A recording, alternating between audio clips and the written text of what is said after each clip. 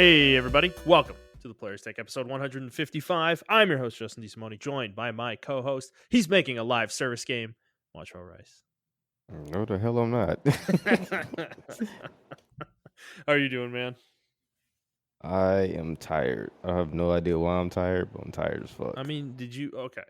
We're snowed in right now, everybody, in Texas, Montrell and I. And, when I say snowed in, I mean there's like 2 inches of snow on the ground. But did you actually stay up all night last night, or did you go to sleep at some point?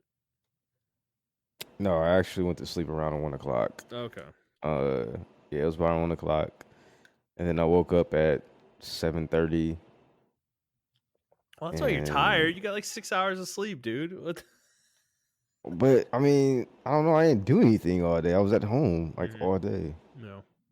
I had to get up for like several meetings, and that's about it. So I don't know. Maybe I just wasn't really feeling it today. Gotcha. Well, yeah, I had a full work day, even though we were snowed in. The glories of working from home, snow days don't really exist anymore. It's sad, but it is what it is. I guess I'll take the work from home the rest of the year over snow days, though, probably. Seems like a fair trade. Yeah. All right. Well, Montrell, let's get right into it this week. I want to kind of get through the show quickly today. I got some crafting to do in Final Fantasy, man. You know, I'm chomping at the bit. Let's go. Yeah. So there's been a lot of acquisition stuff going on, man, and EA has now thrown their hat in the ring, saying they are looking to acquire some studios as well. It's like an epidemic, bro. Like it's turned into it feels like the word arms race is the proper term, because now I'm starting to think a company like EA is starting to feel some FOMO. Like they're like, fuck, we need to buy some shit before Microsoft and Sony buy it all, you know? Yeah. It's not great. I don't want them to buy anything. Just stay with every company they bought. Well, almost every company they bought has died. Like legitimately, it's crazy. Well, specifically EA. Please don't acquire anybody, EA. Do us all a favor. We don't need you to acquire anybody. We are very lucky that Respawn is somehow managed to retain their greatness under your leadership. Yep. We don't need to roll those dice though with somebody else. So please stay away from all the good studios out there. Just leave them alone. Okay? No, nobody needs you. Like nobody needs your money. Nintendo though said they're not looking to make any acquisitions right now. So I think they're not feeling threatened by Microsoft's big moves, which they shouldn't be, right? I mean, like I said before, like they have no reason to acquire anybody. They're making plenty of money without any acquisitions. They have their first party studios, and Nintendo's Nintendo. Like I said, someone wrote an article saying that they should buy Capcom, and I would absolutely hate them if they bought Capcom. What value does that bring Nintendo? You know, like None. Nintendo. I think the thing is with Nintendo, it makes sense that they're not looking to acquire anybody because they've created their own little bubble, dude. They're insulated from everything Sony and Microsoft are doing. Like, who cares, bro? They just announced that they sold like 103.5 million Switches, you know, over the last 5 years. And the thing is, their best selling home console of all time, like straight up now. It's like fucking nuts. So they don't, I don't know. They're like protected, I feel like, from everything going on, which is good. I'm kind of glad that's where Nintendo is, because honestly, if they had gone the direction I think we all wanted a long time ago, where they had actually like just made a console to compete with what Sony and Microsoft were doing, I think they would be dead right now. So I think it's worked out for the best ultimately. All right. Well, for those of you who haven't listened before, this is our weekly show where we talk about video games, video game news, and other topics pertaining to video games. We post at 6 a.m. Central Time on Fridays on Apple Podcasts, Google Podcasts, Spotify, Stitcher, and your favorite podcast app of choice. And if you'd like to ask us a question, please do so on Twitter at The Players Take, or you can send us an email to theplayerstake01@gmail.com. All right, Montrell, let's get started like we always do with what we have been playing. I'll go first. Not much new, just a little Dota 2, not much. And then a lot of Final Fantasy 14. I am in full-on Omnicrafter leveling mode. I have gone on the fucking warpath the last week or so, and I've gotten all my crafting jobs up to level 60. So I'm leveling them all at the same time, kind of side by side with each other. And Mm-hmm. yeah, they're all at 60, and I'm now going to be working on getting them all to 70 and 80 next. Those are my next goals. So that's kind of what I'm going to be doing for the next few days, probably. It's going pretty well. I will say, it's funny. I've come out of this, like, you think it would cost a shit ton of money to level all those crafters, and there is some spending that has had to happen, but honestly, for the most part, if you're smart about the way you like divide your time, like you use time rather than money in spaces where the materials you need are expensive, you can kind of get Yeah. by at about an even rate where you're not losing any money. I've actually ended up making money during this period of leveling, which is hilarious to me. So yeah, I'm like a few $100,000 up on Gil at this point from where I started. So it's going well. I'm having fun. I'm enjoying it. I can't wait to get to 90 with all of them, and then start working on other shit like gold saucer and maybe another combat job, maybe or something like that. So, you said though, you might be getting the game this weekend. Is that still on the cards? Yeah, it depends on how I pay my bills and stuff like that. If it's in my budget, yeah, I'm gonna get it. All right, fair enough. I will get it. Well, so that's all I've been playing. What about you, man? What have you been up to? I haven't really touched anything. I'm just afraid to start anything new because we got so many new games coming out. Yeah, So I really just been playing League of Legends and Apex. That's pretty much it. a lot of league been happening on the Discord from Montrell lately. A lot of angry evenings. Yeah, I get angry, but I don't fucking care. Like, I don't care. I only do that because y'all in the thing. Yeah. So. Well, when you're alone, do you get mad when you're alone or no? Actually, I don't. Because, dude, okay, I was just about to say that. That's the reason I'm asking, because I will say, like, when I'm playing Apex, like with you guys, I'm really effusive and like vocal. I'm like yelling and screaming and angry all the time. When I play solo, though, the few times I've played solo, I don't exclaim at all. I'm totally silent for the most part. There might be like a huff here and there or a sigh or something, but for the most part, yeah, I don't say anything. Like, I'm literally like just like like, oh god, if I die or something. Yeah, Like I that, so. think it's like a comfortability thing. I'm just comfortable, so Yeah, yeah, I don't I think really it's say just a anything. camaraderie thing. You just want to interact with people. It's more hype when Yeah, we're yelling in the Discord than if we like. Imagine if we were all just silent. It's like it's not as fun that way. So yeah. yeah, but all right. Well, let's get into the news, man. We got a few stories here. Big one. We've got a Sony acquisition to talk about. So Microsoft acquired Activision Blizzard a couple weeks ago. We've covered that the last couple weeks, and now Sony. Okay, so the way some people are framing this is that this is Sony's response. Let's get that out of the way first.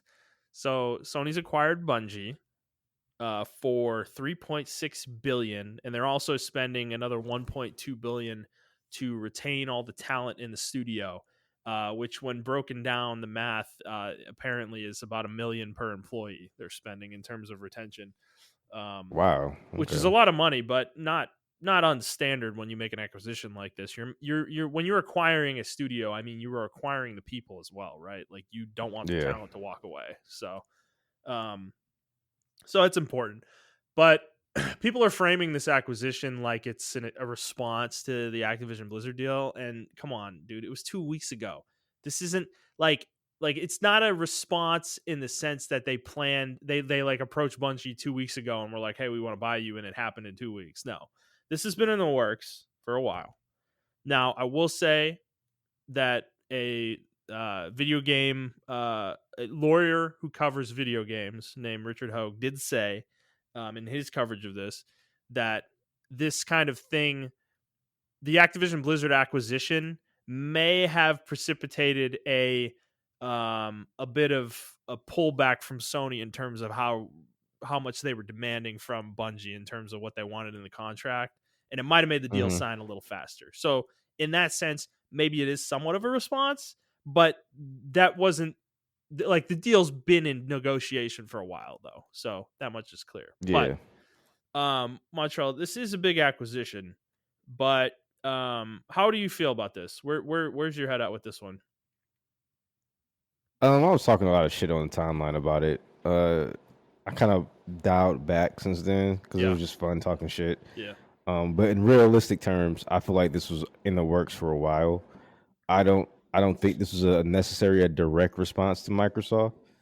Um, it's just it is funny when you think about it. Is that Microsoft's biggest IP is Halo, to the point where they have like Cortana integrated into their Windows platforms and stuff like Mm-hmm. that. Yeah. And they bought the original creators of Halo, like the people who made Halo. Yep. So I do see that it's kind of ironic, if that's the word. Yeah. But besides that, I mean, I think it's a good acquisition. I think it's also ironic on Bungie's end because they got away from Microsoft because they wanted to be an independent developer, and now they're back under someone's belt again. So, well, but granted, you know, Sony has a better relationship with their first party studios, way better first party relationship than Microsoft ever will. So that's one thing. So I I'm interested in seeing if we get more details. I wouldn't be surprised this is more so a partnership than a acquisition. Well, But let me get into that. So I think we already know the answer because I did a lot of reading on this after it happened. Because this one fascinated me. From Sony's angle, kind of what they're what they thought they were getting out of this, because a lot of the language, and I'm gonna reference Rick Hogue again, from Virtual Legality, because he detailed a lot of the language they were using, and he kind of illuminated like what this is. This isn't an acquisition in the sense of Sony's going to own Bungie and make them do a bunch of shit that Bungie wasn't planning on doing. The language they use, like, I encourage everybody listening to go read the statements, read from both Bungie and Sony, and a lot of the interviews that happened after the fact. Everything that they're both saying is them affirming that Bungie will remain independent in the sense that they are a subsidiary. They will be owned legally, like Sony will literally own Bungie, but they are independent in terms of their ability to decide what they do with the studio. Like, Bungie will still be in the driver's seat, making their own decisions with what they do. Meaning that Sony isn't just going to come in and be like, "Hey, we need you to make us a fucking FPS." That's a PlayStation exclusive like that. They can't do that. There must be terms within the contract that was signed that are as such that there is either a certain time period or maybe it's indefinite. Who knows? That Sony cannot interfere with Bungie's decision making to a certain degree, meaning that like Destiny's going to continue. Bungie has said, and Sony has also said, that their games are going to continue to be multi-platform. And so, meaning that, like, I don't think everybody's been making a lot of conjecture about them making like exclusives for Sony, some kind of first-person shooter, and even we did that at first. But the more I've read about this, the more I feel like the chances of that seem pretty low at this point. Like, I don't think Sony is going to get much out of this studio in terms of exclusive games. That doesn't seem to be what they acquired them for. What has really developed since is it's become clear what both sides are hoping to get out of this. Is that because our second story, and I'll just say this now. Sony said, the CFO said in an earnings call this week, that they plan on launching over more than 10 live service games by 2026 in partnership with Bungie.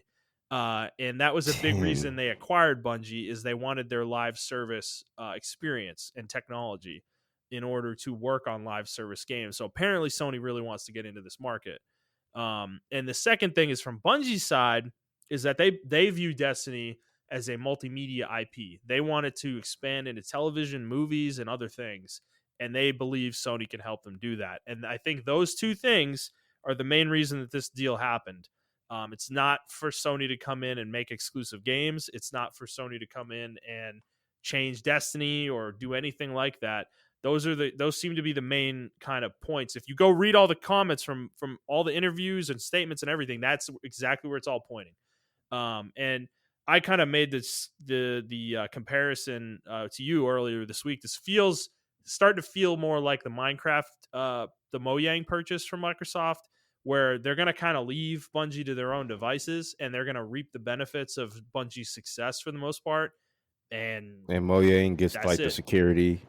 Yeah, exactly. Bungie gets security of having the backing of Sony. Yeah. And then the benefits of whatever Sony Pictures can offer them in terms of multimedia, So in those terms, honestly, this deal, when we first heard it, was like, holy shit, they acquired Bungie. That's crazy.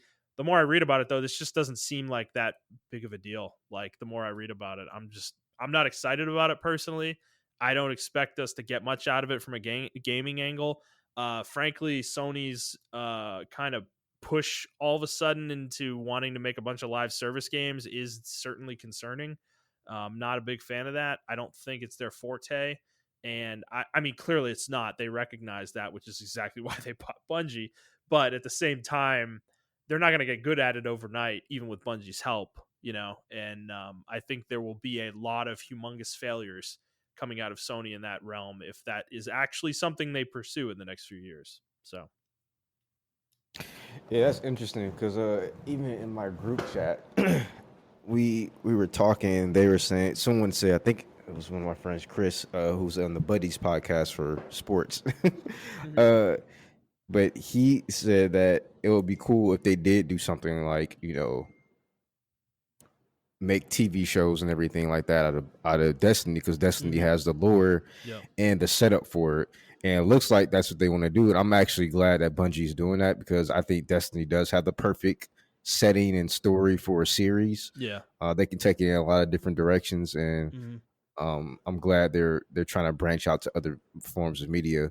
And I'm also glad that, that Bungie, they're leaving Bungie to their own devices to where they can make other games and other IPs and stuff like that.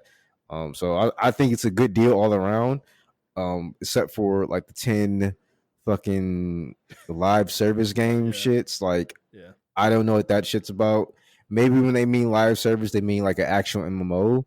I mean, it can be a ton of different definitions for quote unquote live service. It doesn't have to be the Destiny model. But who knows? Maybe that would change in the next, 5 to 10 years, or 3 to 4 years, because a lot of people really aren't into live service anymore. I mean, the big ones are like Outriders, Destiny, and I don't even know what the other one is. I thought it was a third one. Oh my god, what is wrong with us?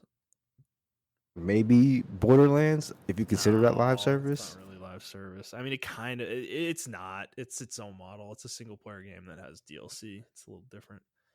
Yeah. I mean, honestly, it's more, I guess, MMOs. The resurgence of MMOs is really more where that's going. New World and Final Fantasy and stuff like that. So there's still like those are live service games too. It's just they're an older model of live service. But yeah, I think the only thing I have hope for with this deal is that as they work together over the next few years, that Bungie gets a little more comfortable with Sony and the way Sony does things, and maybe they do collaborate on something exclusive at some point. I think a Bungie made first person shooter is something Sony could really use as an exclusive game, but then again, at the same time, I don't really want their games taken away from people at the same time, so I don't really care if that happens. I think I'm like you. I'm with you. I'm glad they're kind of leaving Bungie alone. I don't think Bungie going exclusive would be good for anybody. And it would be really shitty for Destiny 3 or whatever that ends up being, whatever the next Destiny game ends up being. To be exclusive, that would suck. So yeah. But it is an interesting piece of leverage against Call of Duty, all of a sudden with Microsoft. So there is an interesting piece there that at least they have something now. They're not totally naked when it comes to the negotiations with Microsoft and COD. So it'll be interesting to see kind of what develops there. But other than that, I don't really think there's much else to discuss here. But do you think what else? Do you have anything else to say on this? No, not really. All right, fair enough. Let's move on then. So Rocksteady has revealed Suicide Squad a year or two ago now, and we've seen a couple trailers of it. The game does look good. However, reportedly, according to Bloomberg, Suicide Squad has reportedly been delayed to 2023, which never going to say a delay is bad. However, We are getting to comically long lengths of time since Rocksteady's last game. At this point, by the time this game comes out, it will more than likely have been 8 years since they released a game. Because Arkham Knight came out in 2015. And this game will be coming out in 2023. Probably the first half of it, but 2023 nonetheless. And that there will be about close to an 8-year gap between games. I mean, it's got to be clear at this point that something went wrong with this game's development, and it kind of makes me a little worried. I don't know. How about you? How do you feel about that? Do you have any concern? No, I think they'll be all right. I mean, I have a little bit of a concern, but I mean, I can't really complain now because Cyberpunk happened and then Yeah. Battlefield happened after that. So it's Mhm. like I can't complain about it. I feel like I can't complain about a delayed game. And I don't think I'm ever going to complain about a delayed game. The only time I'll complain about it is once the game comes out and it's still trash. Then I'll be like, what was the point of delaying the game? I You mean, know? yeah. Well, I mean, I'm not complaining personally. I just think it's interesting. Like WB's kind of in a weird spot right now. There's a lot of fucky shit going on over there because you got this game getting delayed. Gotham Knights is kind of, we have no idea what the fuck is going on with that game. Like that one seems like it might not come out this year either now, all of a sudden. And then you've got Hogwarts Legacy, which is reportedly getting delayed, even though they're saying it's not. Like that's reportedly being delayed to 2023 as well. Like it's just like, it's kind of, it just seems like WB's like not managing their studios very well.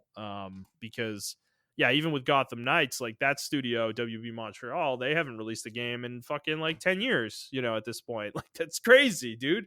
That's an insane amount of time. So, and then with Hogwarts Legacy, that game's been in development for a long time too. And I don't know. It's just maybe they're biting off more than they can chew with these games. Like they're being too ambitious. I don't know, but it is, does seem to be a weird trend going on right now with these WB studios. Yeah, I think they're just trying to really get it right. I really think that whole because a lot of games are getting delayed, Mm-hmm. and I really think that whole Battlefield. I think last gen shook a lot of people, Yeah. and even the beginning of this generation shook a lot of people up, shook the industry up because they just start because people started fighting or not fighting back, but like pushing back on these games being released the way they are released, and that was like really bad press. And I don't think from a shareholder's perspective, a lot of people want to because a lot of these companies are in public stock now or in public option now, Yeah. and or they're public rather, and like when the Cyberpunk thing fiasco happened, their fucking stock dropped. Yeah. So I just think that's a really big issue to a lot of people. It's not necessarily like, oh, the players are mad. It's like our shareholders are mad because they see all this negative press Mm-hmm. and everything like that. So um, I think it's just going to be the way it is for the next couple of years. Yeah. I mean, that could be the trend going forward, is just total, for the most part, like complete silence about your game, very few trailers. And then the game is just ready and then it comes out, like, I mean, Yeah, I'm not going to complain about that. I don't have a problem with that strategy. It's worked for games in the past like Fallout 4 and stuff. I just think it's a different way of being dishonest, I guess, about your game than the way video game companies have traditionally been, like the cyberpunk route where you overshow your game and you kind of lie about what it is. You show shit yeah. that's not actually in the game. It's kind of the opposite side of the spectrum for that. And as I don't know. I don't know which one's worse. I personally, I think being silent is fine. I don't have a problem with it. It's just when you're kind of not silent about these games, you announce all of these and then you show trailers for all of them, and then you all of a sudden it's like radio silence for 2 or 3 years about the game. It's like that's kind of concerning, at that point. So I don't know. We'll see. Mm-hmm. We'll see with these games. I think they all have the potential to be very good, but it's impossible to say without seeing more. So I guess we will continue to monitor and we will see when they come out. All right, Montreal. Battlefield. It's had a really bad launch. Battlefield 2042. And it's continuing to be bad to the point that DICE has said that they are delaying the first season of the game to summer this year rather than the spring that it was slated for, and they want to focus on improving the Battlefield 2042 experience. I mean, how crazy is it? Like how bad this game has launched. I cannot understand how they fucked this up so bad. I don't understand either. I don't know. The thing is with like games like this, when they release in this way, I don't know what criteria they're trying to meet. Maybe it's some kind of suit that's over their head saying like, "Hey, you have to release this before this day, before Call of Duty comes out, or before this, that, and the third." I would say EA has really bad management skills. I don't know why no one in the higher up department really notices that. Yeah, because I say that because they released Titanfall 2 in the bad window. You know what I'm saying? Yeah. So like they murdered that game with a Battlefield game. They killed it with their own franchise. Like exactly, and then the Battlefield game they murdered it for wasn't even successful. Yeah, if that makes any sense. Like it wasn't critically acclaimed. It was like financially a success, but critically it wasn't a really good game upon release. And I don't know why we have to continue to like deal with these games. Like I understand. I think it started with Battlefield 4. To be honest with you, I might get a lot of slack for that, but DICE started falling on Battlefield 4 because they released that game. And if you want to be really honest, it started with Battlefield 3 because they scaled back a lot of the destruction in Battlefield 3. That was my biggest issue with Battlefield 3. And then it just got more.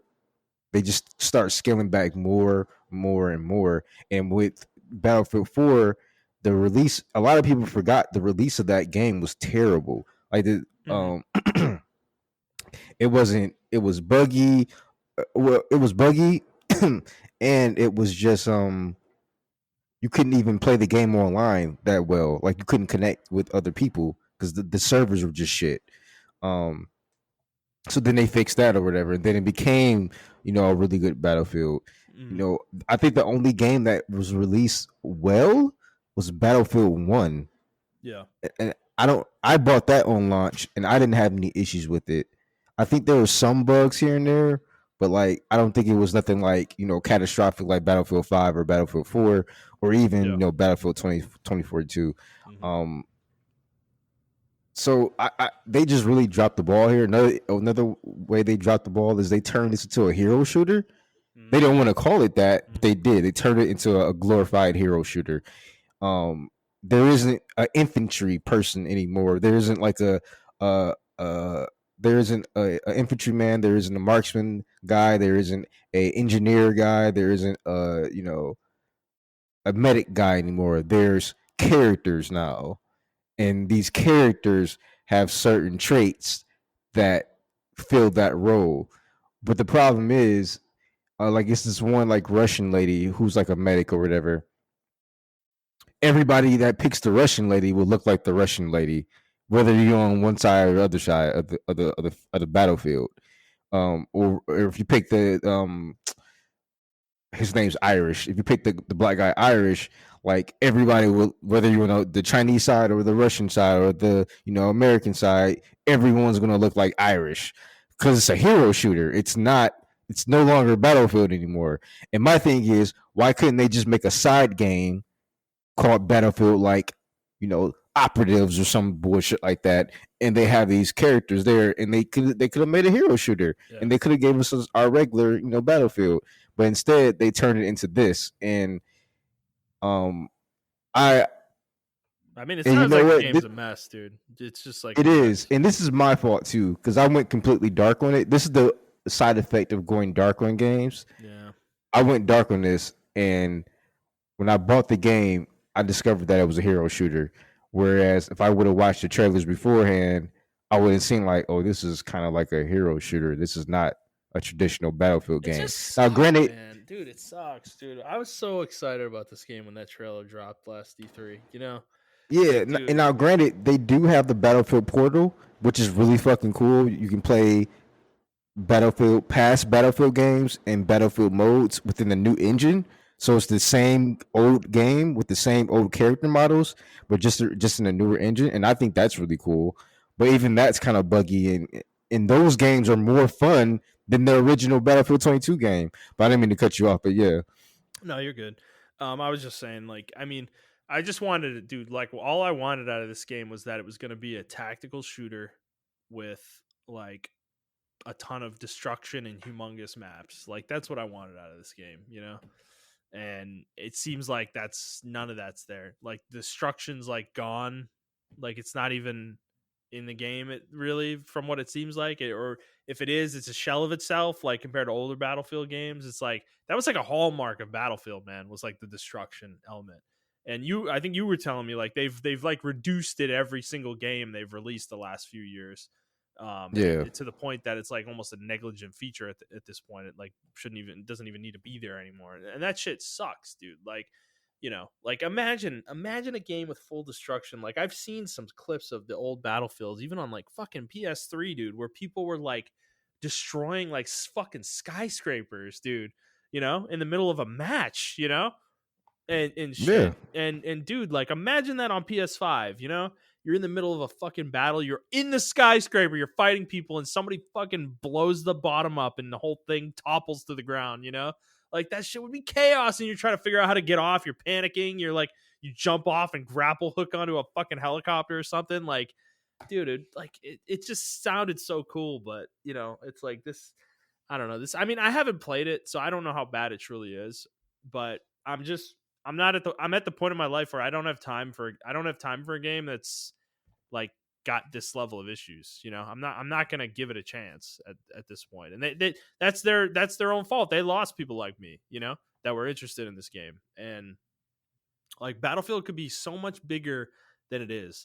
And it just isn't. They just continue to fuck it up, and they've continued to fuck it up for years. Like you said, the last good one was like Battlefield 1, and that one was not buggy, and that was probably the last one people really liked too that I can remember. Like 5 was a total fucking disaster. Like that game was just bad. Like from the get go, the battle royale was a total flop. People hated it. The game overall wasn't well received either.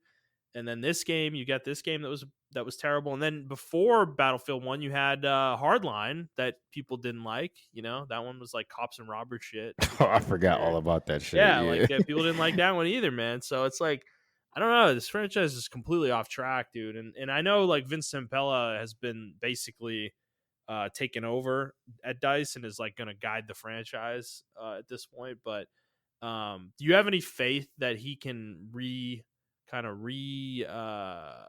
like redirect the team, I guess, in the way that they kind of have curated this franchise and move it into a good direction going forward? Um. Yes and no, because he comes from a Call of Duty background. Yeah. My biggest fear is he turns it into like Call of Duty. You know, like a destructional version of Call of Duty, and we don't want that. We just want Battlefield. Um, so that's my biggest fear. And then I say yes because maybe he'll actually go back and look at the history of the game and say like, okay, this is what made Battlefield Battlefield. Let's go back to our roots. So it's like a toss up, to be honest with you. It's a toss up. Yeah, I think with him, I'm just concerned that he's spread too thin at EA because he's leading a studio on the West Coast of the U.S. DICE, where do you know where DICE is operates out of? I thought they operated off of like Sweden or something. Yeah, I don't even think they're not even a U.S. studio. They're like a European studio. So you've got him, you got Vince leading a studio in the Eastern U.S. He probably still has some ties to Respawn. He's also on the board for EA overall. This guy's like all over EA at this point. He's all over the fucking place with this company. He's probably one of the most powerful men in EA, you know. And for good reason. I mean, it's good. Like he's done good stuff in the game industry, and Respawn's a great studio that he started. So you know, if anybody's going to have a lot of power at EA, I think Vince Zampella is the right guy. However, at the same time, like I said, like he's just got too much on his plate. Like I don't know if he can do all these things and manage all these things the right way. to the point that he can actually guide this studio and this franchise back into like a positive direction. But I guess we'll see. I don't know. I mean, EA is committed to Battlefield regardless. They have killed all games at DICE that aren't Battlefield at this point. So they are committed. They said they want to do side games and other types of content for Battlefield. So we'll see what comes of it. But man, it's just, this feels like a low point right now with Battlefield. But we'll see. Yeah, no, I agree. Yeah, we'll see. All right, fair enough. All right, well, let's move on. We got a couple more stories here. This one, okay, so this one's interesting. Yacht Club Games. They're the makers of Shovel Knight, an old school Mega Man style side scroller. Excellent game, in fact. The original Shovel Knight, and they've made a ton of Shovel Knight content over the years since they released Shovel Knight. God, it's been like what 9-10 years since they released Shovel Knight. I feel like they've been around that long, but they've been making Shovel Knight games ever since. They haven't made anything else other than that. I think they have started working with some publishers a little bit on the side. I think they actually publish games as well themselves, and they came out with a Kickstarter this week. They're announcing a new game. It's called Mina the Hollower. And this is a Zelda-inspired isometric adventure game that really looks like old school Zelda. I'm gonna be honest, the game looks really good. I'm personally excited about it. However, they announced this along with a Kickstarter where they are crowdfunding the game, and they at this exact moment, this moment of recording right now, they have, after 3 days of the Kickstarter being open, they have 10,250 backers who have pledged $575,847 to this game. And just to give this give you guys a full window into what they've done here. So they've got a lot of support tiers, or a lot of tiers for pledges. And this is kind of a throwback to the era of gaming where Kickstarters were actually popular. There's a lot of tiers here. You have your $20 tier, which gives you the game digitally. So that's great. If you want that, you can get that, right? But then you've got all these other tiers: 30, 50, 75, 100, 125, 150, 200, 225, 250, 500, 750. They had $1,000 tier. They had a $3,000 tier. With all this shit where you can be a director for a day, assistant director for a day, NPC director for a day. You get all this, like, you get the soundtrack, you get these document books, you get all these physical rewards, all this crazy shit, right? So this has been universally met with positivity. People are very excited about this. They're super happy to pledge. People are stoked, my brother included. I think the game looks great. I think it's going to probably be very good. But I feel like I have come down on the complete opposite side of the spectrum on this. I'm hyper negative on this Kickstarter, and I feel like I am on an island by myself with this opinion, because I have heard no one express this. No one has brought it up at all, and it is driving me crazy, because Yacht Club Games is a very successful developer, okay? To the point that I said they like publish games for other indie devs. Like, that's how fucking successful they've become. That's what we're talking about. So a company like this going on Kickstarter and asking fans to fund this game is kind of fucking weird to me. And I cannot get over how weird that is.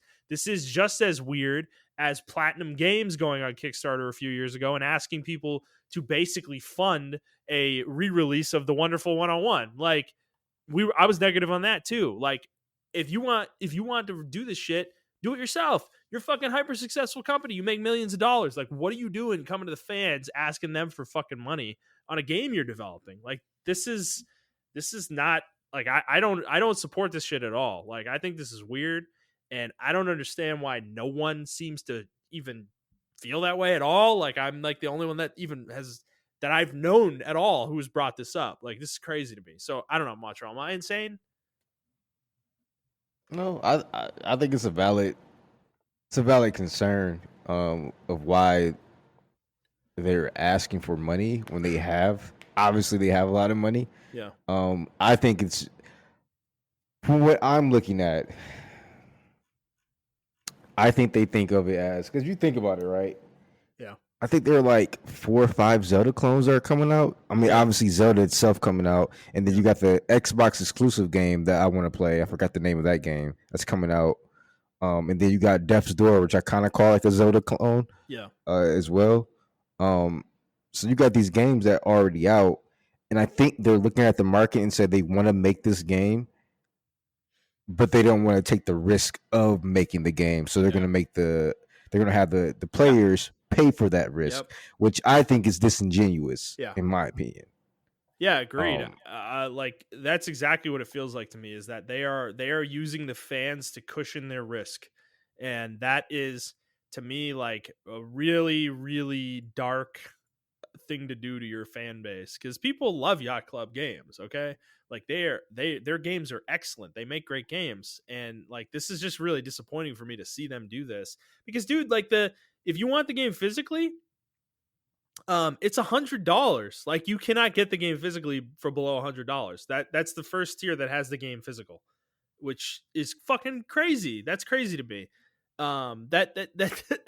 That's nuts. Like the game is a fucking like sprite based Zelda clone. Like, and you're gonna charge $100 for a physical copy of this game. Maybe they're not releasing it physically. They probably aren't. But even so, 100 is still a big ask for this because this game realistically is gonna cost $30 digitally, probably. So that means the difference in price is $70. And yeah, you're getting a bunch of other shit for that $100 pledge. You know, art wallpaper and fucking digital art book and soundtrack maybe. Yeah, you get a soundtrack for the game, but it's like that shit is what, who fucking cares? What do you do with that shit? Like it's not valuable at all to me. So I don't know, dude.